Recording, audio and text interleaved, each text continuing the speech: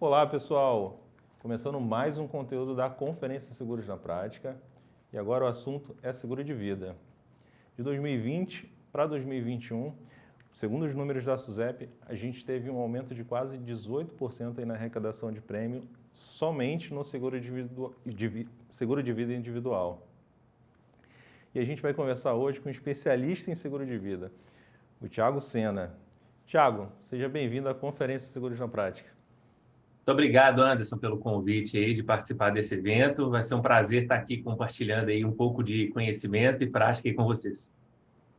Legal, Thiago. Apesar desse aumento, Thiago, a gente percebeu também nos últimos anos um apetite maior, né? Uma sensibilidade maior ao produto, né? Ao seguro de vida da maioria das pessoas. E esses números representam, acho que, essa sensibilidade maior, né? Tanto da parte das empresas, né? Que a gente sabe que o seguro de vida coletivo representa bastante, né? Nessa arrecadação de prêmio, né? Que o mercado faz em relação ao seguro de vida, mas também no seguro de vida individual. Mas ainda assim, a gente sabe que o seguro de vida ainda é um produto que o brasileiro ainda olha assim, desconfiado. E é justamente sobre isso que eu queria conversar contigo, né? Como a gente tirar essa desconfiança e o corretor de seguros vencer essas objeções. Então, como o corretor ter um discurso alinhado, ter a mensagem certa sobre o seguro de vida e para conseguir conquistar novos clientes. Então, Anderson, de fato, a pandemia, né? Se dá para a gente tirar algumas coisas positivas da pandemia, uma delas foi o crescimento do seguro de vida no Brasil. As pessoas começaram a ficar um pouco mais sensibilizadas para esse tipo de conversa, porque muitas pessoas vivenciaram isso ou na família ou entre amigos. Então, querendo ou não, quando um corretor, um profissional vai e chega para um cliente para conversar sobre seguro de vida, o que não falta hoje é exemplos de pessoas que viveram uma situação que hoje as famílias estão passando dificuldades por conta disso. Mas mesmo com esse crescimento, ainda está muito pequeno o crescimento do Brasil relacionado a outros países aí que tem, como o Japão, Estados Unidos, que tem uma cultura já do planejamento de proteção pessoal por meio de seguro de vida. Mas uma das formas que eu oriento muito, né, tanto os meus clientes quanto os meus alunos em relação a isso, é que você não vai conseguir oferecer um seguro de vida da mesma forma que você trabalha outros produtos, como um seguro de automóvel, como um plano de saúde e outros seguros que às vezes o cliente ele quer. Muitas vezes, como você mesmo disse, o seguro de vida em grupo, às vezes a empresa ela tem que contratar, ela é obrigada a contratar pela convenção coletiva. Então, nem é por conta de despertar o interesse, é porque ele tem que contratar mesmo, ele vai contratar. Mas aquele seguro ele não está adequado à necessidade de cada pessoa que está trabalhando ali, porque é um seguro padronizado. É interessante ter melhor do que nada, mas um seguro personalizado, hoje individual, é um seguro que vai cobrir a necessidade de cada pessoa naquilo exatamente que ela precisa. Então, eu gosto de trabalhar com os clientes não só a questão da necessidade, mas a capacidade. Tem que estar equalizado tanto a necessidade do cliente quanto a capacidade. É a mesma coisa que você comprar uma Ferrari e não ter um seguro para ter outra Ferrari se caso acontecer alguma coisa com essa Ferrari. Você não vai aceitar um carro inferior. Só que para a vida as pessoas aceitam algo inferior ou às vezes aceitam nem ter, né? Então, o discurso, primeiro é você desconstruir um preconceito na cabeça das pessoas em relação a seguro de vida, né? Porque muitas pessoas pensam apenas em morte como seguro de vida, como se isso também não fosse importante, né? Se eu tenho pessoas que eu amo, que eu me preocupo e que dependem de mim financeiramente, então é necessário sim eu ter um seguro de morte. Mas a gente tem que pensar que hoje tem mais coberturas para a vida do que para a morte. Tem coberturas de afastamento temporário, de internação, que são coberturas indispensáveis para profissionais autônomos, ou então para aqueles profissionais que têm uma renda acima do teto do INSS. Tem coberturas de invalidez, que tira a pessoa do jogo, aumenta a despesa da família e de forma vitalícia. Né? A renda cai e a despesa cresce, como uma doença grave e outras situações aí cobertas pelo seguro de vida atualmente. Então, o que o corretor precisa, né, o bancário, as pessoas que trabalham hoje com o seguro de vida, elas precisam, primeiro, conhecer o cliente e as necessidades, desconstruir na cabeça deles esse preconceito sobre o seguro de vida despertar a pessoa para uma necessidade, contando às vezes algum caso, uma história, e hoje tem muitas situações. É lógico, tem pessoas que gostam de chegar ali com aquela, enfiar a faca no cliente e girar, né? Eu acho que hoje isso não funciona tanto. Tem pessoas que precisam ser um pouco mais pressionadas do que outras, mas tem pessoas que às vezes uma conscientização, contar alguns casos, desconstruir e mostrar um cenário para o cliente e mostrar que ele pode estar inserido nesse cenário. E hoje mesmo pode acontecer uma situação que ele não está preparado, é fundamental hoje para você entrar com o conceito e fazer um seguro de vida individual para uma pessoa. Alinhado o discurso aí do corretor, ele tendo isso em mente, eu queria que a gente fosse um pouco para a parte prática, né? Afinal, a gente está aqui no Seguros da Prática, a gente gosta sempre de trazer um conteúdo que o corretor consiga aplicar na mesma hora ou no dia seguinte, como a gente fala aqui, já alcançar resultado nas vendas ou no dia a dia deles, já ver a diferença, né, no dia a dia deles. E ao longo desses anos, eu imagino que tu acumulou aí muitos atendimentos, muitas consultorias, muitos clientes, já venceu muitas objeções dos clientes na hora de contratar o seguro de vida. E eu queria que tu contasse aí alguns exemplos, né, de como tu venceu essas objeções na hora, né, dessa resistência aí em relação ao seguro de vida, e que tu contasse alguns exemplos, bons exemplos aí de como o corretor pode vencer essas principais objeções na hora de Tá? vender o seguro de vida. Muitas vezes a pessoa ela fica com aquela sensação de que o cliente está me avaliando, tudo mais, e o que atrapalha muito o corretor é ele achar que o cliente domina mais do que ele o assunto, né? E aí o corretor sente que ele está sendo ali avaliado como se ele estivesse fazendo uma dissertação e estivesse em público. Não, o cliente está ali te ouvindo e você é o especialista. Então, a primeira coisa é você se posicionar dessa forma. Com isso, você demonstra autoridade, você já quebra uma objeção do cliente não confiar em você porque acha que você não tem propriedade no que você está falando.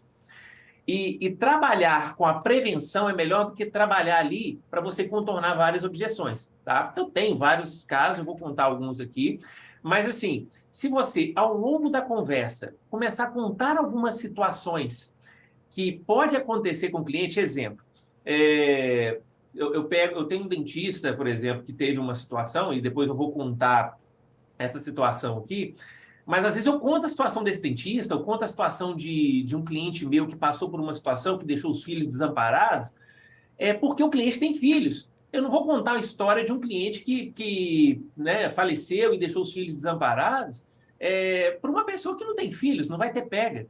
Então, às vezes, eu vou inserindo histórias minhas e no meu início eu inseri histórias de outras pessoas também no meio da conversa. Por quê? Para poder antecipar uma possível objeção do cliente. Então, quando você faz isso ao longo da sua apresentação, você está antecipando e matando possíveis objeções. E ali você vai tirando pequenas concordâncias do seu cliente para ele poder ali já não ter muitas objeções no final. Muitas vezes você chega no final, o cliente já fecha. Mas quando você chega no final e o cliente coloca objeção, aí você começa aquela tratativa de objeções. E uma delas, por exemplo, eu vou conversar com o meu cônjuge, né? Eu vou conversar com minha esposa, eu vou conversar com meu marido, ou com o meu cônjuge, né? De maneira geral. E essa é uma objeção que as pessoas ouvem muito. E essa objeção você pode resolvê-la de uma maneira muito simples. É você antecipar para que você não precise tratar. Porque é muito difícil hoje, você está na frente de um cliente, e tem sim algumas histórias que você pode contar, e eu vou falar agora, mas assim, o que você poderia fazer para prevenir uma situação dessa?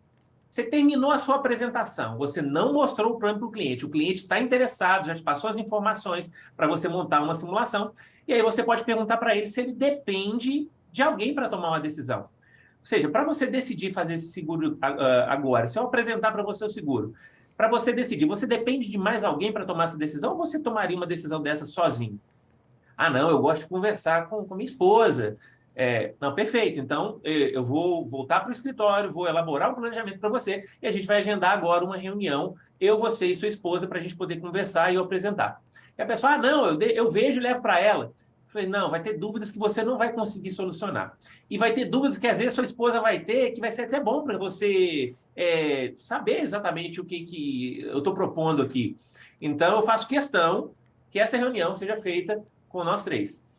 E ali eu só agendo se for com os três. Por quê? Porque eu já sei que se eu agendar só com ele, ele já tem na manga ali uma desculpa para ele não fechar comigo na hora. Por mais que ele tenha gostado, as pessoas gostam de adiar decisões. Então, eu antecipo isso para não precisar de passar por uma situação dessa. Mas se eu estiver numa situação dessa, eu posso falar o seguinte: quando você comprou o seu carro, você saiu da concessionária com o seguro dele? Saí. Falei assim, você não teve que consultar a sua esposa para fazer o seguro, não? Ele, não. Eu falei assim, por que você não consultou ela? Não, porque eu sabia que, independente do que ela falasse, o meu carro tem que estar segurado. Eu falei, ah, tá, entendi. Então, você sabe que tem que estar segurado porque você sabe que pode acontecer alguma coisa já no caminho de volta para casa. Um acidente, um assalto. Mas você esquece que você vai estar no carro dirigindo. O carro está protegido, você não está. Então, significa que se sua esposa não aprovasse você ter um seguro para proteger a sua família, você não faria? Aí a pessoa, de fato. Então, se sua esposa falasse para você não fazer o seguro do carro, ou seu marido falasse para você não fazer o seguro do carro, você não faria? Não. Faria. Então, tá entendido. Então, a analogia que eu faço com o carro ajuda muito as pessoas a perceberem. Tem outro caso aqui. Porque o carro, inclusive, faz parte do dia a dia da maioria das pessoas, né? E é um item que, normalmente, o brasileiro não pensa duas vezes. Contrato seguro, né? Até mesmo antes de escolher o modelo do carro, liga para o corretor, e aí, esse aqui está com preço bom, né? O preço do seguro. Então, essa analogia aí do carro, com certeza, faz muito sentido. Mas aí, para uma pessoa jovem, Thiago, uma pessoa jovem que não tem carro, está ali no início da carreira profissional, qual que seria uma objeção comum dessa pessoa? Eu não preciso de seguro, eu sou novo, eu tenho saúde. Né? Normalmente a pessoa, não, eu sou novo, tenho saúde, não tem ninguém que depende de mim, eu não tenho um passarinho para dar água, tudo mais, eu já tenho minha autonomia, tal. Perfeito. Então, assim, você não tem ninguém que dependa de você financeiramente. Você está pensando simplesmente na questão morte, né? Mas a gente tem que levar em consideração que o fato de você considerar ser, né, uma pessoa independente, pode acontecer uma situação com você que você vai se tornar uma pessoa totalmente dependente de alguém, como um acidente, uma invalidez, uma situação nesse sentido. E você já parou para pensar, hoje, se acontece alguma coisa com você e você perde a sua força de trabalho e se torna uma pessoa 100% dependente, de forma vitalícia, de uma outra pessoa, quem conseguiria garantir hoje um padrão de vida e um cuidado com você com esses recursos? Então, aí a pessoa já começa a refletir que não é só a questão dela deixar para alguém, é a questão dela deixar uma despesa para alguém e ele está aqui vendo isso acontecer.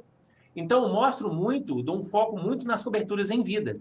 Primeiro, quando você já está começando a apresentar, você já começa a dar um foco maior em vida. Como eu já atendi com alguns alunos uma época, eu percebia que, às vezes, eles davam um foco ali, seguindo um protocolo de atendimento, onde que eles falavam muito de morte para pessoas que não tinham essa preocupação. Né? Então, o corretor ele tem que ter a percepção de qual cliente que ele está lidando. Por exemplo, profissionais autônomos, médicos, empresários, dentistas, advogados. Quando você vai conversar com um advogado de sucesso autônomo, você tem que contar para ele o seguinte: se ele ficar parado um mês, a renda dele pode zerar. Médico, então, nem se fala. A renda vai do céu ao inferno em um mês. Tem médico que ganha 50, 100 mil por mês e, assim, em um mês, se parar de trabalhar, a renda vai ao zero, porque dependem de estar atendendo. Então, se acontecer uma situação de vitalícia com ela, como invalidez, uma doença, precisa de um seguro. Se acontecer uma situação temporária, de ela ficar 3, 4 meses afastado, qual o impacto que isso poderia ter? Então, a gente consegue trazer uma reposição de renda. Então, eu começo a trabalhar muito mais as questões de proteção em vida. Aí eu cito casos e exemplos de pessoas que passaram por situações e que precisaram de um seguro nesse sentido. É uma forma da gente também tangibilizar, né? É algo que a pessoa precisa imaginar que a gente sabe que é possível, né? Uma invalidez, um acidente, causar uma morte. E é uma forma de trazer ele para o presente, na mente da pessoa, no contexto dela,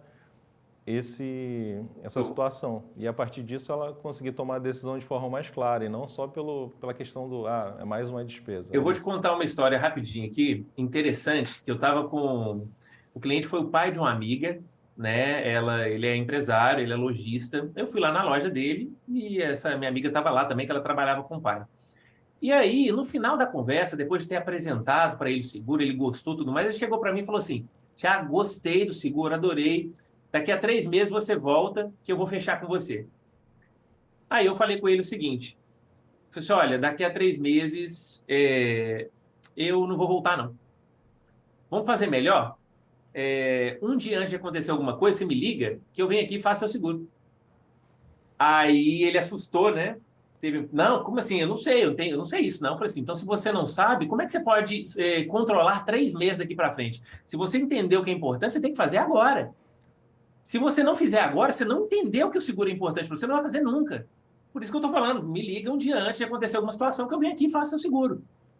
E aí ele sentiu o impacto. Agora sim, eu digo muito que corretor precisa de ser ousado, né? A gente fala com educação, a gente, dependendo do peso do negócio, a gente coloca um sorrisinho no rosto ali, mas nunca levando para o lado da brincadeira, porque tem cliente que às vezes vai brincar ali com uma situação, você continua mantendo ali a sua postura, mas tem que ter coragem de falar. Porque assim que eu falei isso com esse cliente, caiu a ficha dele.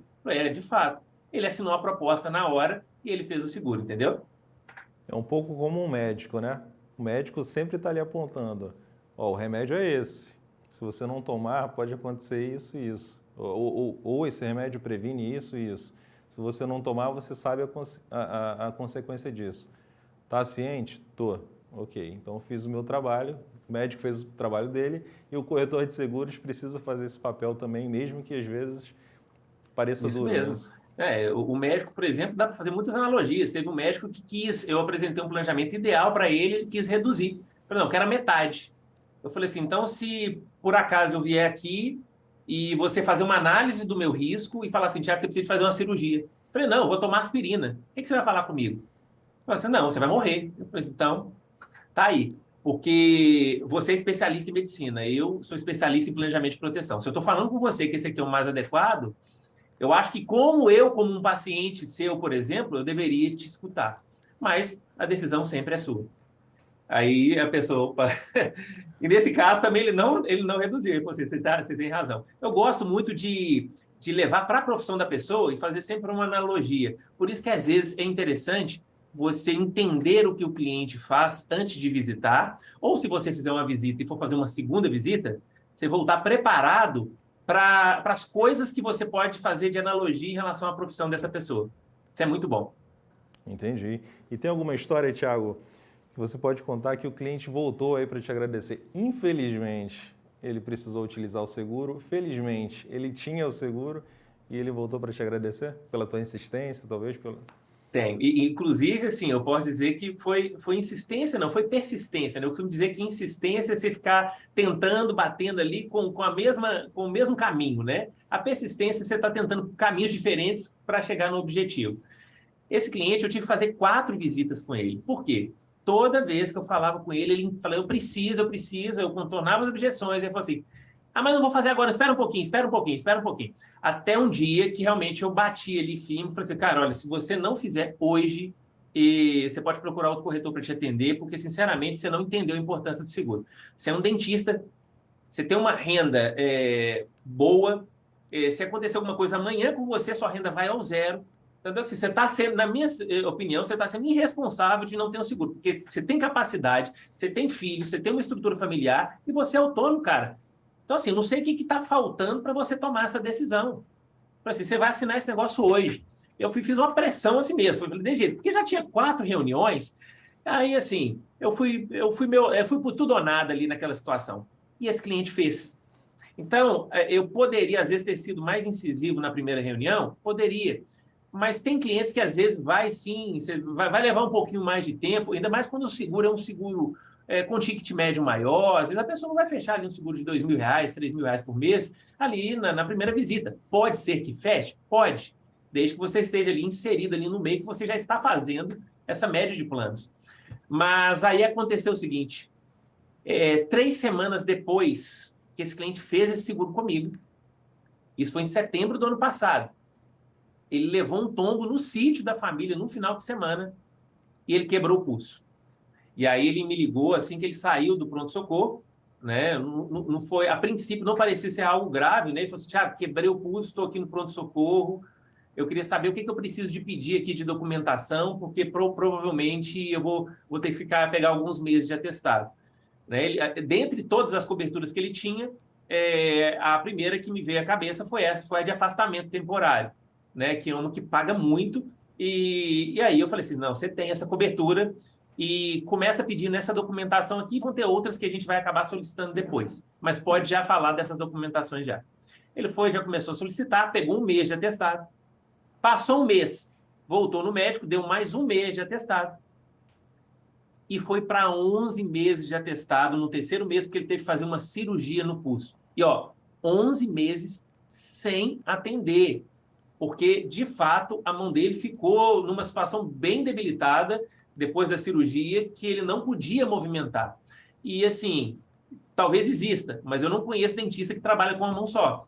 Então, no caso dele, de fato, parou a profissão dele. Uma mão foi o suficiente para parar a profissão dele. E ele ficou 11 meses afastado. E ele recebeu 11 meses equivalente à despesa mensal, ou seja, ele tinha filhos, conseguiu manter a clínica porque ele tinha funcionários, garantiu o padrão de vida da família. Olha o tanto de situações que ele evitou no meio de uma pandemia, né? Não seria nem a pandemia que ia atrapalhar ele, né? Seria o tombo que ele levou, considerando que ainda estava num período de pandemia ali, que ainda o ritmo estava ainda voltando devagar, ainda estava um pouco complicado. Imagina como que seria a vida dessa família com uma situação temporária. E aí eu costumo dar esse exemplo. Temporariamente, isso aí já geraria um impacto gigantesco.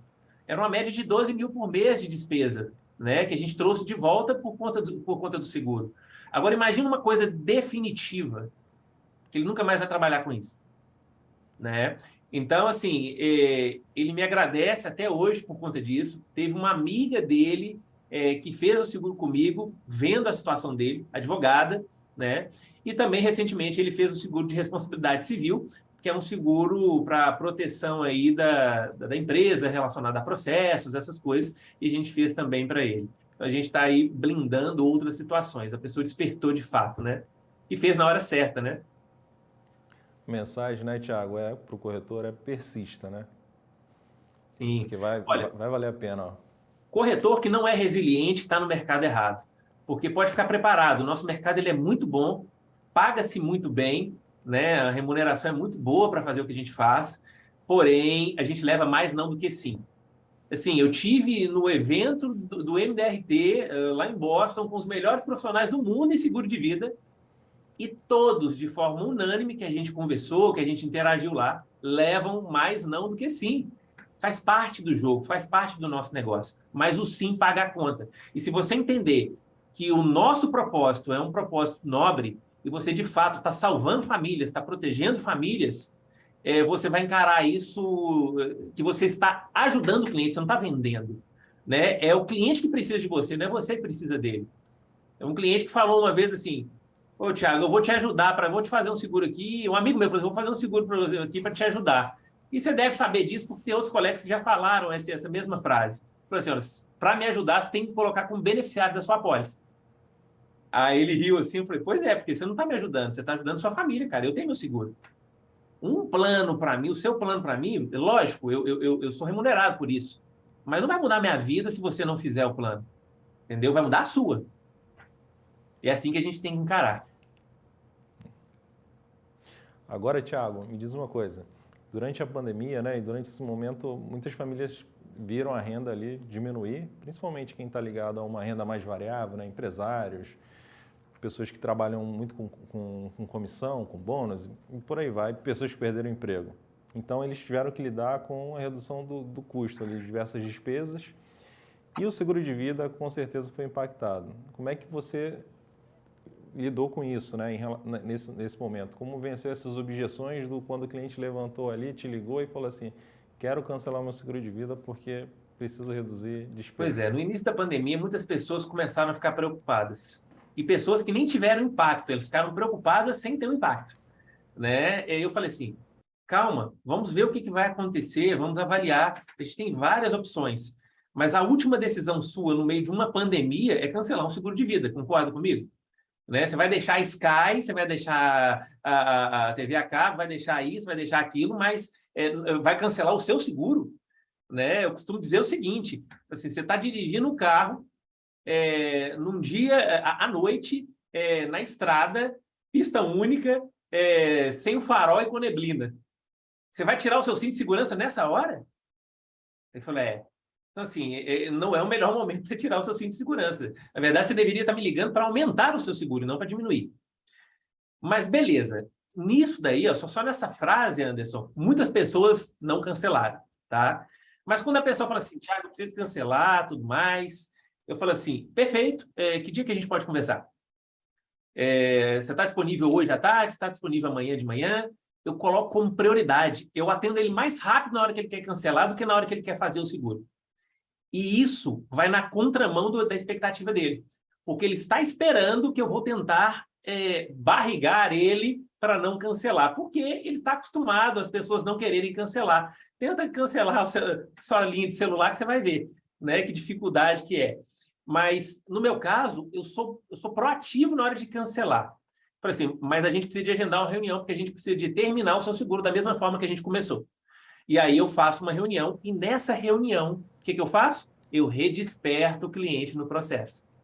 Então, eu vou fazendo uma recapitulação do seguro dele, relembrando os porquês que ele contratou e o que está protegendo. Por isso que o seguro sob medida ajuda muito nessa hora. E na hora que você faz aquela recapitula com o cliente, ele mesmo chega à conclusão que não é melhor cancelar. E a maioria não cancela. Mas mesmo assim, quando o cara chega e fala comigo assim, Thiago, cara, mesmo assim, cara, eu entendo, sei que eu preciso, mas eu estou apertado. Aí, na pior das hipóteses, eu faço uma readequação. Falo assim, cara, a última opção é cancelar. Tentamos manter. Você já fez uma revisão nas suas despesas, nas suas prioridades? Tá. Já fiz, não tem jeito? Tá. Então, vamos readequar. Vamos entender aqui onde que a gente pode mexer para ajustar um preço. Se hoje você paga aí R$ 600 por mês, o que você acha da gente trabalhar em cima de uns 400, 450? Não, 380 aqui para mim tá bom. Beleza, vou readequar, vou ver o que eu consigo aqui garantir para você de proteção.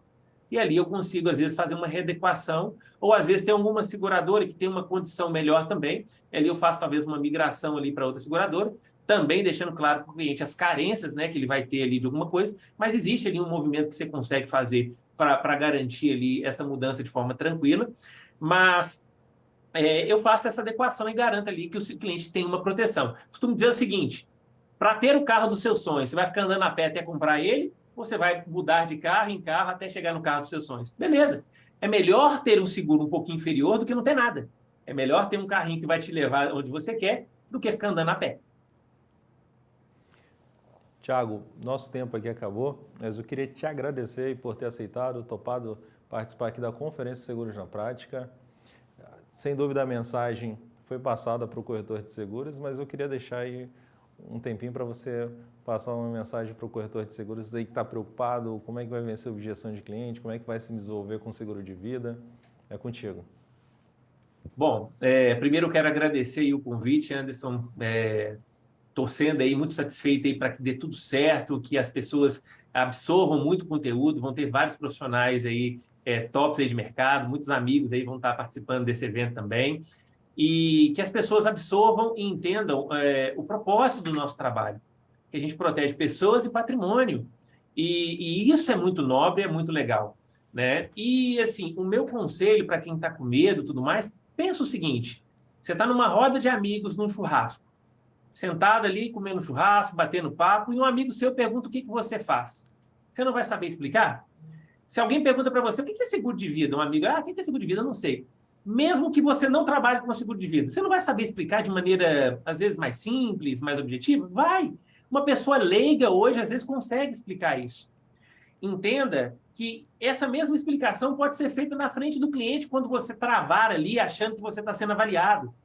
Um dos principais problemas que os corretores não fecham hoje é que eles travam na frente de um cliente que às vezes ganha 100, 200 mil reais por mês, e ele trava como se essa pessoa fosse melhor do que ele na venda de seguro. Essa pessoa pode ser especialista, pode ser um médico especialista, pode ser o Bill Gates, pode ser quem for. Ele é excelente na área de computação, que eu sou bom no seguro. Pronto, ele não é melhor que eu no seguro. E se você entende que você que domina o negócio, você passa mais segurança para o cliente, mais propriedade na hora de falar o seguro.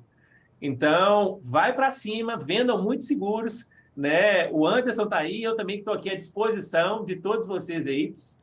se quiserem tirar mais dúvidas sobre esse assunto aí e conhecer um pouco mais do nosso trabalho. Obrigado, Thiago Sena. Você que está acompanhando a Conferência de Seguros na Prática, tem mais conteúdo sobre seguro de vida. A gente já volta. Continue acompanhando aí tudo que vai acontecer na Conferência de Seguros na Prática.